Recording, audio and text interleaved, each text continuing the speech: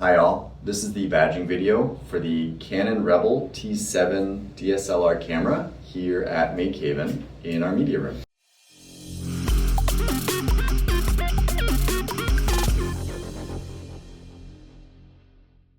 So the camera lives in this safe, and that's obviously just to keep the camera safe and make sure that only people who are badged are using it. And right off the bat, I want to make it very clear that the camera needs to stay in MakeHaven. And that's obviously just to make sure that we keep the camera safe and make sure that it doesn't wander off. Also, we want to make sure that anyone using the camera has been badged so that it can stay in good shape and be useful to everyone who wants to use it. So once you've been badged, you'll get the code to open the safe. And to open it, you just push in the code and then press the pound button. And then we turn here. And on the front, it's going to say the things that are in here. And you just make sure to go back in here when you're done. So the camera, the lens that we supply, the lens caps, the transfer cable so that you can transfer your photos and videos from the camera to the computer. There is an SD card. It's actually 128 gigabytes, but it is glued in the camera. So it's not removable so that it doesn't get lost and separated from the camera. So you need to use the cable to transfer photos and videos. There are 3 batteries. There's also the charger in here, so you can make sure that you leave a battery in the charger when you leave, so it's charged up for the next person. And then we have lens cloths. All right, so looking inside, we can see all the things. We have our lens, we have our camera, there's the manual back there in case you want to flip through that, the wipes, as well as the cable and the charger. So we're going to grab the camera.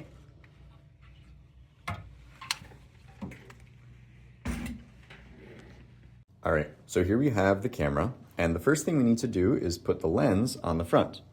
Now, there are lots of other lenses available for this camera, and you're welcome to bring them in. Just check the manual to make sure that it's compatible. But one of the most important things is making sure that this cap is only off the camera as briefly as possible so that dust doesn't get inside and land on there. We really don't want that to happen because it's very difficult to clean. So I loosened it, but I didn't open it, and I'm going to put this down for a minute on the table. All right, so here we have the lens that we provide here to go with the camera. And this lens is a Canon EFS 18 to 55 millimeter. 18 to 55 is the focal length, the range that's available with this lens. When it's at 18, which is a relatively small number, that's for taking pictures of things that are closer to you. And then 55 is for things that are further away. It'll be in focus further away. If you wanted to do things like macro, meaning having things in focus that are closer to the camera, or telephoto, having things in focus that are very far from the camera, then you might need a different lens. Before we put it on the camera, I'm also going to point out this switch here. So this is the autofocus or manual focus switch. So if you want the autofocus on the camera to work, you need to make sure to switch this over. And that activates a little motor in here that will let this focus automatically for you. And then this is a stabilizer. Again, you can have that on or off depending on whether you want the stabilizer to work. And then for attaching the lens to the camera, we're going to want to line this white dot up with a white dot that we're going to see here. So we're taking this off, we're taking this off, and now this white dot is going to line up with that white dot, which you might be able to see. So we put that right on here, and then twist, and it clicks right on. All right, so now the lens is attached. We're going to put the lens caps right back in the safe. So now we can take the lens cap off the front of the camera, and it looks like it might be a little dusty, so I'll grab one of the lens wipes from the safe. And using the wipe, you just want to wipe right across. You don't want to try to rub anything in there, rub it out. So we'll do one more wipe across. That's good to go. And then I'll put the microfiber back in the little pouch in the safe. And to keep the lens nice and clean, you want to make sure to put the lens cover back on it whenever you're not using it. All right, so now looking at this side of the camera, we are going to turn it on right here. And we can see the different modes up top that are available. So right now it's set in the auto mode. And in this auto mode, it obviously does most of the thinking for you. It'll focus for you, It'll change all the various settings for you, so you don't really need to do too much thinking.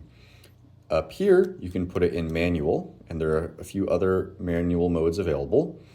And there we go, in manual mode or those other manual modes, you get to control the ISO, the shutter speed, all those sorts of things. If you're familiar with those settings, then that obviously gives you a lot of control over the images you take. If you are not, then I will link a video so you can learn more about what all those settings mean in relationship to the camera and the kind of pictures that you'll take, and then you can explore that. If you do have it in manual mode, you just want to make sure to change the lens back to manual so that you can control it manually. You're not trying to turn it and then the motor's also trying to turn it. Over here, all of these are various modes that are specific to certain kinds of photography. So some of them are better than others, but I'll point out a few of them. So for example, here is sports mode. And so in this mode, it's going to optimize the settings for capturing things that are moving quickly, which is obviously useful. And then down here is video mode. So if you want to take a video, then you set it in video mode. And in the manual, which is linked on the tool page and in the safe, you can read about all the other various modes that are available. If we put it in manual, then the way that you control the different settings is like this. So there's this roller up top, and you're going to use this roller to change the shutter speed. So I'm going to roll it, and here you can see that number changing. Then if you want to change the aperture of the camera, what you do is you push this AV button right here. So I'm going to push that, and you can see those little sort of gold marks move. And now when you turn the roller, it changes the f-stop. And if you want to change the ISO on this camera, you push the ISO button, and then you can select your ISO. Then you can control whether you can use the viewfinder or the screen by pushing this little camera button. And down here, the menu button, this is where you can change all of the settings. So right now it's showing settings that are relevant to the camera mode. So we can click through here. One setting that's particularly useful is the image quality. So if we click into this, then there are a bunch of different options available. So here you see the large, medium, and small, and those are all JPEG. There's this sort of smooth and the stepped version. That's sort of how much data is stored in each picture. And then raw is it stores the raw images, which are larger files, which are useful if you're planning on editing the pictures later. So you can select what you want there. So right now it's set to collect raw images as well as large JPEGs that are smooth. So it's probably the largest amount of data per picture that you could select. If you want to change settings for the video mode or for videos, then you just change your selector over to video, go here, click menu, and then you can change the settings for your movie. Here, if you want to look at the recording size, then you can see the various options. Over here, this is the resolution, and then on the right side is the frames per second. So 24 is sort of the lowest standard, 30 is a little faster, and then 60 is obviously a lot of frames per second, which is good if you want to slow things down afterwards. You want to have some slow motion. Then for taking pictures, you can focus by pushing the trigger just a little bit. So if you just hold it down a little bit, it'll automatically focus without taking the picture. So here we can see it looking over there. So here it focuses. And then when you click, then it takes the picture. If you want to see the pictures that you just took, you click this play button down here. And then you can click through the various pictures. Obviously, keep in mind that when you are done using the camera, any of those pictures could be seen by the next person as well as deleted when they take their own pictures. So if that matters to you, make sure to delete any of the pictures that you take on here. The way to delete pictures is by clicking this trash button and then clicking erase. If you want to just erase everything on the card, the way you can do that is by clicking menu and then scrolling over here and going to format card right here, format card, and then now the card is totally wiped. One other useful control on the camera is if you are taking pictures using this viewfinder, holding your eye up to the viewfinder, then you can turn this little knob here to adjust it so that it is focused correctly for your eye. So you just hold it up and point it and make sure that it's in focus for what you're looking at. And then the last thing I'll say about using the camera is you want to make sure that you have this neck strap around your neck all the time when you're using it, so that for convenience you can let it go and rest while you want to use your hands, but also so that if you accidentally drop it, it doesn't hit the floor. When you're using this camera, just like any other equipment at MakeHaven, you're responsible for making sure that it's used responsibly and safely. And this camera is a few $100s, so make sure to treat it well. When you're done using it, then you can switch it to off, close this, and put the lens cap back on. When you're ready to transfer your pictures from the camera to the computer, the way you're going to do that is you need to be logged into the computer, so you need to be badged on the media room, scan your card to get logged into the computer, and then you're going to grab the USB cord from in here, and we're going to plug one end of the USB cord right in here, and the other end gets plugged in right in here on the side of the camera, just like that.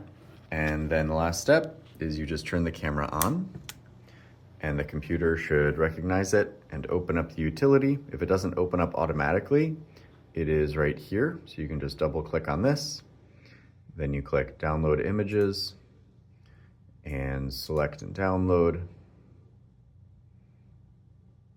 And it'll show you the images here that you can click and download to your computer, to this computer. You can obviously also connect this USB cable to another computer if you want to download it to your own computer. You just need to download the EOS utility to transfer the files.